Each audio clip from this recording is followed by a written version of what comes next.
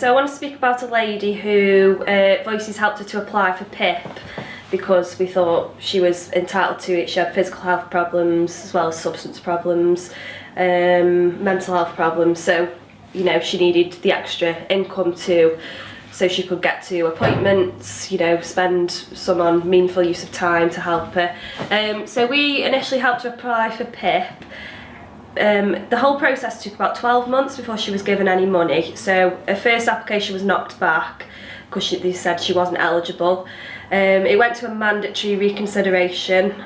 That was then knocked back, and then it had to go to an appeal where she had to go to a tribunal and basically, you know, speak for herself about why she was entitled to this money.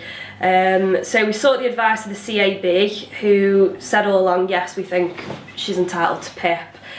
So all in all, it took about 12 months from start to finish. Eventually she won a case and she was awarded about £7,000 in back pay, all in one go, into one bank account. So obviously she told a few close friends within a neighbourhood that she'd been given this money.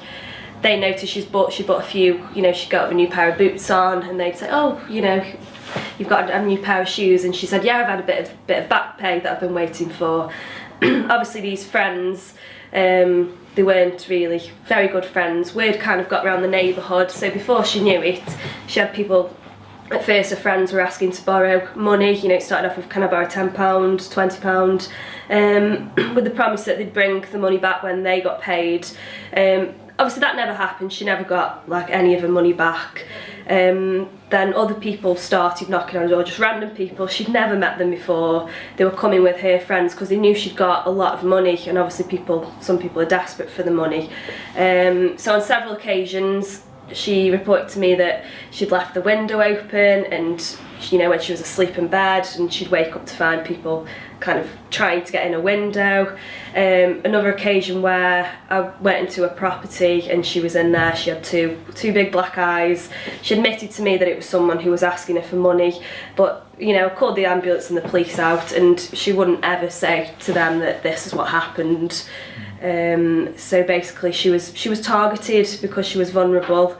You know, she's nice, known for her generosity, and she basically lost most of it. I don't think she spent any of it on using it for, you know, meaningful activity, what she initially planned for.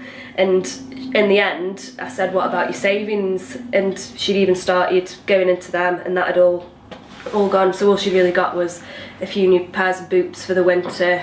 I think she bought took her to get a new coat on the early days, and she saw absolutely nothing of it.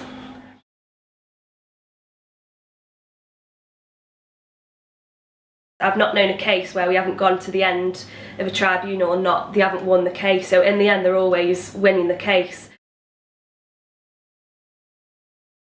You know, I believe the benefit, P.I.P, it's a really good benefit when used correctly, and when, you know, when the process goes right in applying for it. But as it comes as a massive back pay, you know, £7,000, it was completely detrimental to her.